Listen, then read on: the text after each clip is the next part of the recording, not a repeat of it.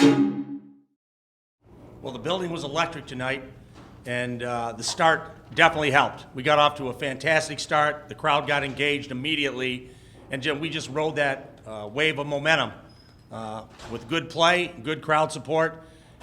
We built a nice first half lead, and then we held out in the second half. Boise is a very good team, and as a coach, you're 17-0, but I want to find something to be mad about once in a while, and they shot 60% the second half against us.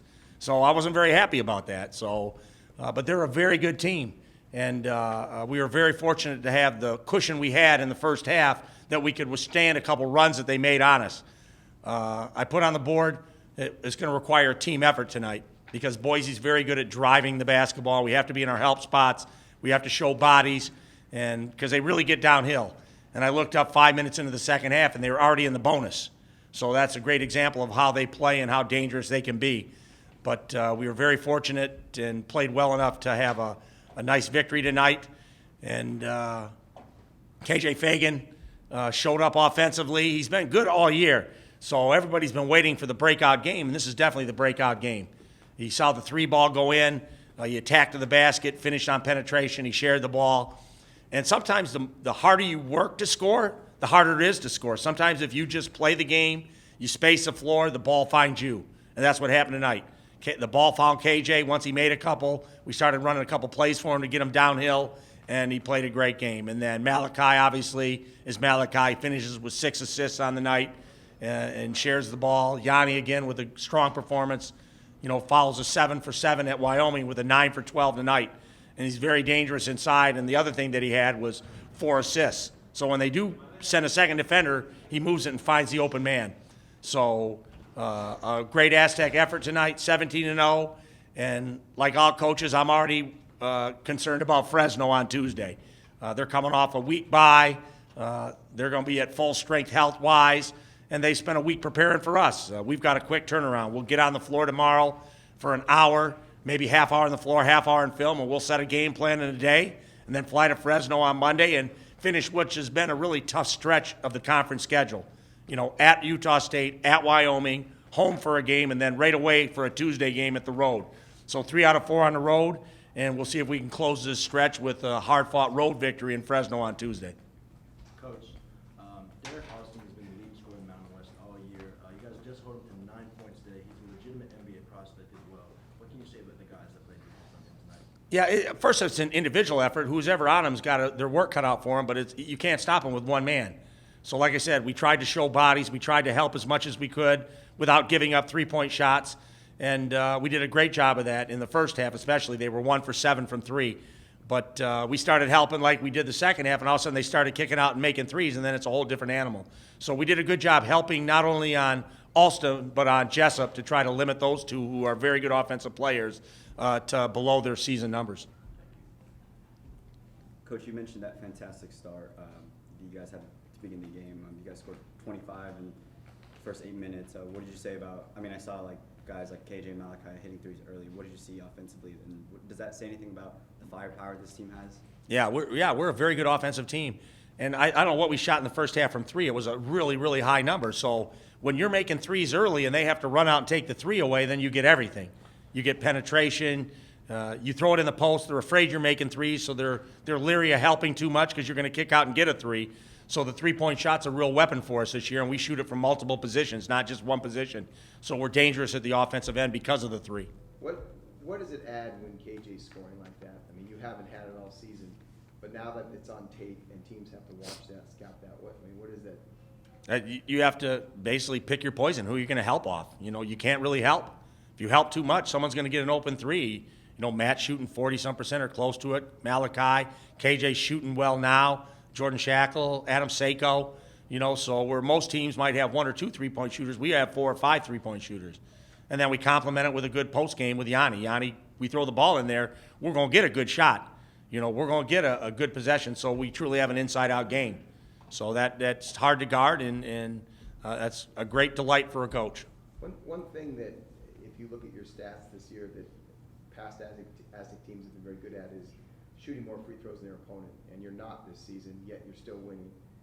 How do you sort of sort through that, and why is it that opponents are getting so many more free throws? Yeah, that's a stat, that as a coach you don't like, because usually if you make more free throws on the season than your opponent's attempt, then you're going to have a great year. But we're about even free throws, but I think it's a direct result of us shooting a lot of threes. We're not attacking to the basket. We're not, if we do go in there, we have little guards, so they're not in there playing through contact. They're shooting floaters and runners and stuff like that, so they're not going through the body to finish. The guy that goes through the body to finish is Matt. So Matt gets to the foul line, and we have plays to get him downhill where all of a sudden if we want to go at the basket hard, we run an isolation for Matt and let him attack to the basket. Is that a concern because you have to live and die by your shot and you can't get those 3 points? Or Yeah. The only blessing is, we win with our defense. So, if we were all offensive minded and then we hit a night where we couldn't make a shot and then we couldn't get to the foul line, we'd have a long night. But usually, even if we've seen it this year where we get off to just so-so starts offensively or have a bad stretch, but we always stay in the game because our defense is so good. And eventually we find some kind of offensive rhythm. Coach, tonight was Aguka Rope's first game back in a really long time. How big of an addition is he moving forward as you guys finish out the season? He didn't look like he was a huge addition today, but he's a huge addition for us. He's got length, he's got IQ, he's got ability that not many players on our team have. And he's just a wonderful person. And so I was thinking we were going to play him more tonight.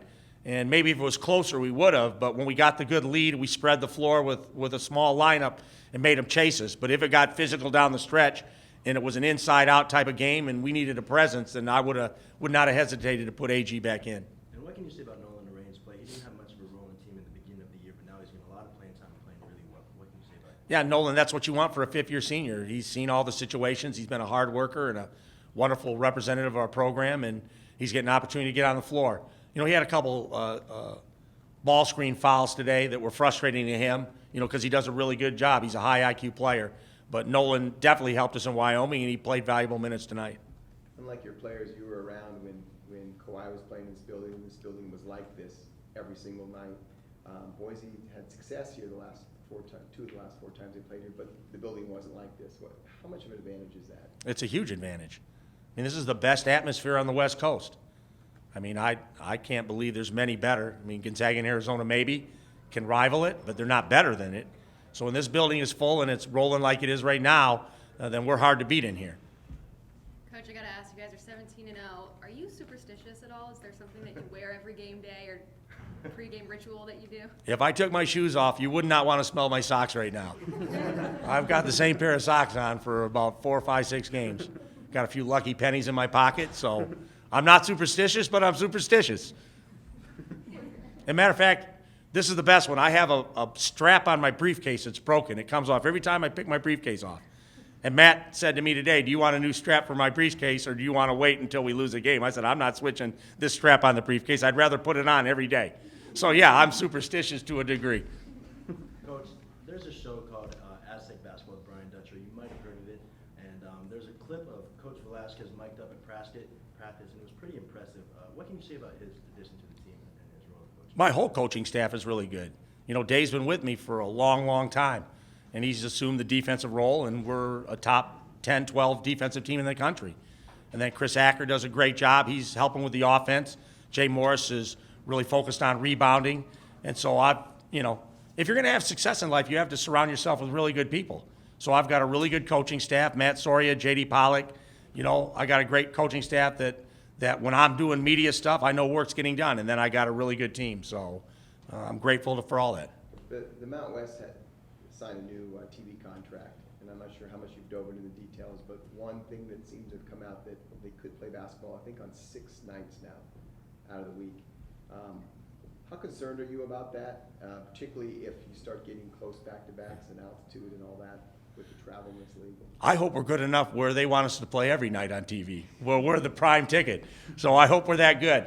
Obviously, altitude's always an issue, so we've had better success when we got rid of travel partners where we can get in and out of altitude. So if we had to stay at altitude for a couple days, it would definitely be a competitive disadvantage, but there's nothing we can do about it. We deal with it, whatever comes along. Are you okay with playing on a Monday, playing on Fridays, playing on pretty much any day of the week? Or do you like that rhythm of Wednesday, Saturday in terms of preparation and not having that? I try not, when we have those stretches like when we played 5 games in 10 days, I try to just, use it as a positive. If you want to play in the NBA, this is it. You're going to be traveling and playing and traveling and playing. And if you lose, you have to get over it and get to the next game. If you win, you can't celebrate more than tonight. We have another game to get ready for. So it's all how you spin it to your team. You know, if you spin it as a negative, it's going to be a negative. So I'm interested to see what days we play, and whatever they are, we'll be ready. Coach, your next game is actually on national television on ESPN2. Do you think that gets the players extra amped to play?